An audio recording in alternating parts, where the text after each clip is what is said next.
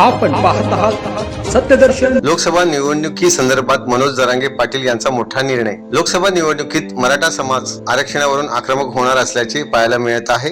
हजारोपेक्षा जास्त जणांना उमेदवारी अर्ज दाखल करून ईव्हीएम प्रक्रिया अडचणीत आणण्याची रणनीती मराठा समाजाच्या बैठकीत घेतली जात आहे।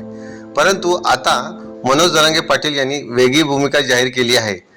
प्रत्येक मतदारसंघातील एक अपक्ष उमेदवार देणार असल्याचे मनोज जरांगे पाटील यांनी म्हटले आहे।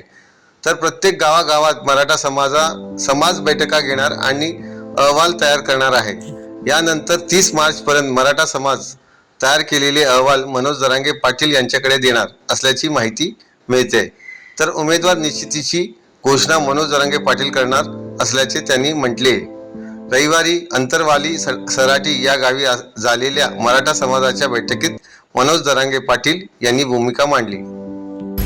30 तारखेच्या आत आपण आपल्या गावात जाऊन बैठका घेऊन मराठा समाजानं निवडणूक कशी लढायची याच्यासाठी गावाकडे जाऊन तुम्ही बैठका घ्या। 30 तारखेला पुन्हा बैठक होणार नाही, डायरेक्ट मीडियाच्या माध्यमातून घोषणा करून टाकतो, कामाला लागा।